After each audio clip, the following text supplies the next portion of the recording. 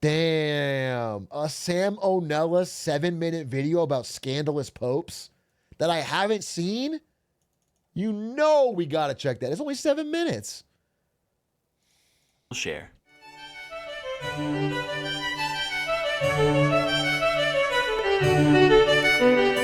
Too fucking loud. Hey kids, time to alienate 23.9% of the United States from my potential audience, because today, we're talking popes. Now don't get me wrong, the modern papacy is a great thing. Just a genuinely virtuous man being elected to govern and set an example for Christians everywhere, that's awesome. But back in the day, not so. See, in the Middle Ages, the church was one of the greatest powers in the Western world, having massive influence over monarchs and laymen alike. And as we know, with great... If it helps you understand, they were kind of like the streamers of their day. If that makes sense. They just had this real influence. Like they could sell G Fuel at a moment's notice. They could move units of merch. They could rug pull a crypto coin. You know, this is the kind of thing. Power comes great tomfoolery. Here's some of the... And they could also, they could save your eternal soul, which is what a streamer does nowadays. Nowadays, if you're someone who wants eternal salvation, you don't turn to the church, you turn to your local streamer. Because they can offer you that salvation. Bless you, be healed. Okay, right now, all of you are forgiven for your sins. Done. I just did it.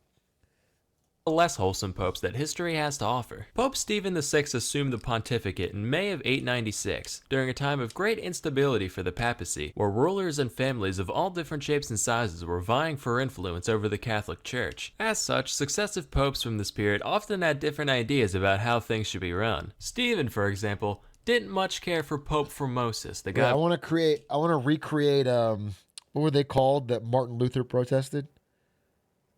I'm going to create... You have to pay a Prime sub to get saved. Indulgences. I'm going to recreate indulgences. I'm sorry, but I don't have time to save everybody. So we're going to have to just save, there has to be a priority list. Poop City 5000. Be blessed. Thank you for the Prime.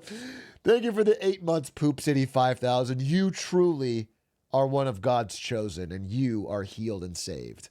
Can't putt 20 months. That's a lot. Thank you so much. You indeed are one of God's chosen. You are also healed and saved. Gav Box, thank you for the 30. Lord, light be upon you. May XQC's light be upon you. But let's hear about Pope Formosus. Before things should be run. Stephen, for example, didn't much care for Pope Formosus, the guy before last. Why? It's complicated. Even if I could wrap my head around all this, it'd probably be boring as hell. So just take it on good faith that Steve had a lot of beef with Formosus. Okay. So much beef, or as we call it, papal bull, that Stephen couldn't even be happy that the dude was already dead. So he had the 8-month-old corpse of Formosus dug up, dressed up in pope clothes, sat down on a throne, and literally put on trial, with a deacon appointed to give all his responses for him. So you thought you could get away from the law with that little dying stunt of yours. Well, tell me, Mr. Thrombosis, did you violate canon law, commit perjury, and pretend to be a bishop when you weren't? Yes, pasta fazool, I am a fool. I've heard all I need to hear. This court finds you guilty, and everything you did as pope, we legally declare to be fake and dumb and stupid and dumb. Now throw him in the river. What? The river? Can he do that? They weakened at Bernie's a dead pope to go on trial to defend himself? This is what we should... That's what we should have done for Joe Biden in the debate, dude. We should have had someone else pulling Joe Biden like a puppet string and talking. And another thing, Donnie, we're not going to stand up to your bullshit. See the hat? That means I'm Pope. P-O-O-P Pope. You better 3-point that bitch into the briny deep right quick, or I'm going to raise hell. Someone said alley cat. I forgot about that. I forgot how often Joe Biden was trying the alley cat line. He's got the morals of an alley cat. He did it like 10 times, and it wasn't hitting with anyone. I forgot about that. At least I don't have the morals of an alley cat. Who the fuck? That shit was so funny. That shit was so funny. It was like such a fucking 1950s bar. He was right. Dude, he was right. We're all realizing what the morals of an alley cat really are. And we should have listened to old Sleepy Joe. Major Biden.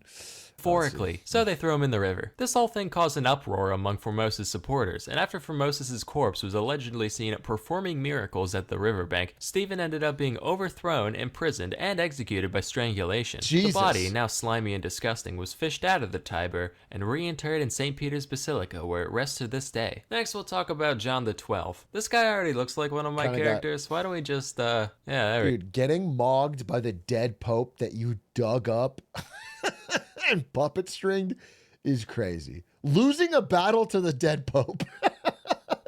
Losing a battle for public opinion with the dead pope in a river is a bad look.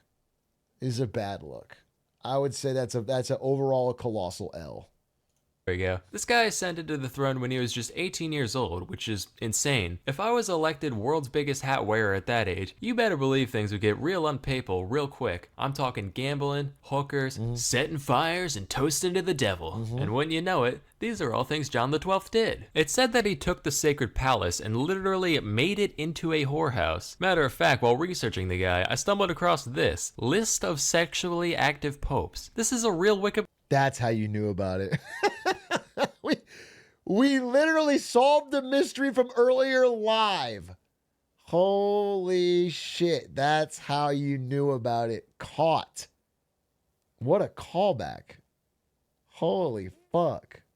I wonder what you said to me. I didn't read your response, but I wonder if you leaned into it, because that'd be kind of fun. If you were like, yeah, I guess I just am a bit quirky, that's fucked up.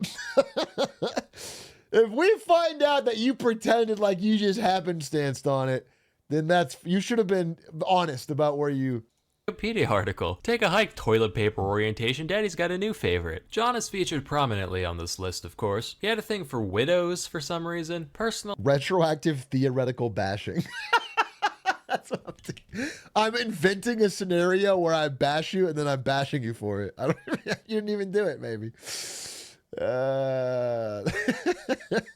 Grim, thank you for the 23 months. Appreciate it. That's funny. I'm featured prominently on this list, of course. He had a thing for widows for some reason. Personally, I'm not big on weepy old hags. Here's a pro tip. If you ever meet a widow in real life, don't call her a weepy old hag. You don't have to, it doesn't have to be your thing. Just not a appropriate way of discussing people. So this pope is sexually active and was attracted to widows.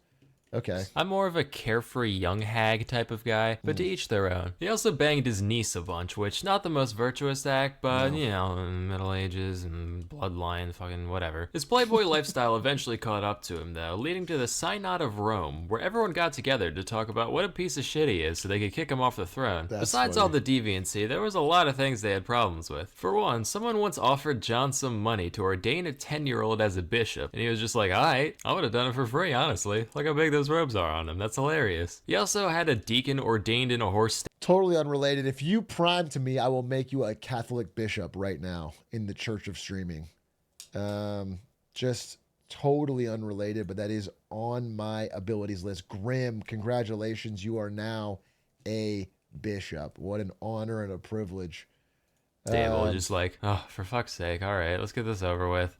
Shouldn't we be doing this in like a church? Listen, bucko, if it's good enough for Jesus to be born in, it's good enough for you to have your little cardinal party. No, sir, not cardinal, he's just a deacon. Not if you keep running your mouth, you aren't. He also liked going on hunting trips now and then, generally considered to be something popes don't do. Although my suspicion is that they were just tired of cleaning his big stupid camo hat every time. Probably his worst act, though, was putting on a helmet, followed closely in second by the time one of his subdeacons got on his nerves, so he literally cut off his dick and murdered him. So between all this and some conflicts with Otto I of the Holy Roman Empire, John was uncanonically ousted in 963. Except as soon as Otto left Rome, nobody was there to pressure him off physically anymore. I haven't read the Bible cover to cover, but I'm not sure that Christ would smile upon cutting off another person's dick and balls and murdering them. Is there a page in there where he was chill with it? He would say based. You might. I'm not an expert. I'm just gonna ask ChatGPT real quick. Hey, ChatGPT. You are an expert on the Bible. Okay.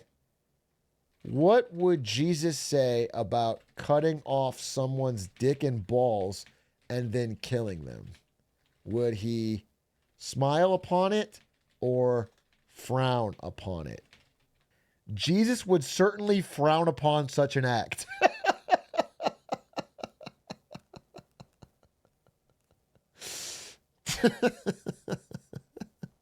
The act you're describing is unequivocally against the core teachings of Jesus. Jesus would categorically condemn such violence and cruelty. Love your neighbor and hate your enemy. But I tell you, love your enemies and pray for those who persecute you. Interesting. Do you mind if I ask it, are you sure? Are you sure? Absolutely.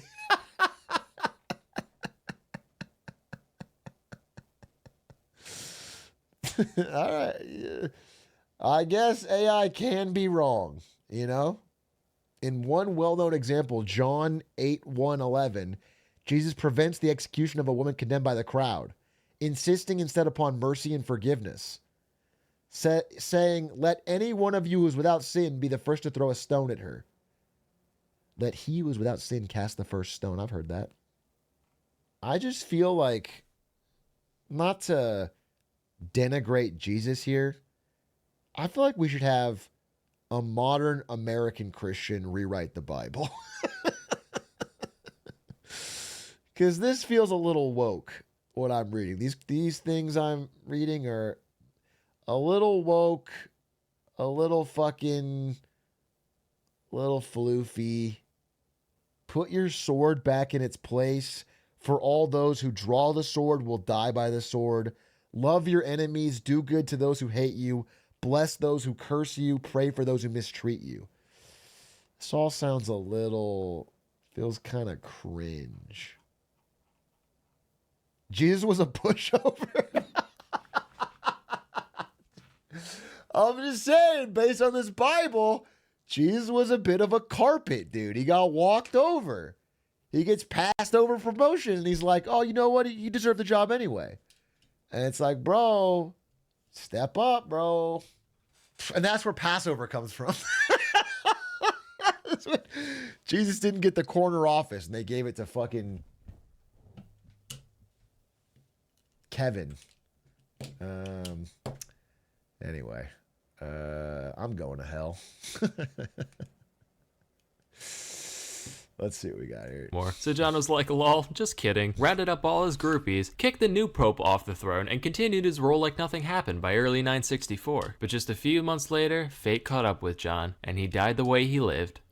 Committing adultery. Now let's be real. We all have our little guilty pleasures in life. Some people like a nice bag of Cheetos. Ooh. Others like scented candles. Okay. Or poorly drawn educational videos. Okay. Alexander VI liked watching horses fuck. According to Vatican chronicler Johann Burckhardt, he would specifically arrange for his stallions to be introduced to it's just so funny that the Vatican chronicler, he must have done it so often they had to write that down. It had to be such an important part of his personality and life that they had to write that down for his fucking biography, for his chronicle. Because you'd think if it wasn't his main thing, they'd be like, all right, you know, the man's dead, leave that out. It's probably best for everyone if you just leave that out. But it was like, we can't ignore it. So it was so core to his identity that if we leave it out, we're not even... mayors in heat outside his palace, and he'd stand up on his... He was the original my horny ass couldn't work in a zoo guy. Yeah. Yes, he was. balcony to watch him violently mate, which just tickled him pink for some fucking reason, and he'd laugh uproariously during the entire spectacle. He also once threw a party in the palace called the Banquet of Chestnuts, also referred to as the Joust of Whores. Wait a minute. Horse jousting. Horses banging. Was dyslexia a thing back then? Nah, but during the banquet, Alexander had 50 of Rome's finest raggedy harlots line up and strip down for him and his guests, which, by the way, included 2 of his children, which, by the way, he had many children, but at this point hardly a concern. Guests began throwing chestnuts at the ladies, who got down on their hands and knees and scrambled frantically, like the cook at Denny's when I feels so tough to do this and then to open up the Bible. Talk about loving thy neighbor and kindness to, you know what I'm saying? I feel like people around you could notice some discrepancies between your actions.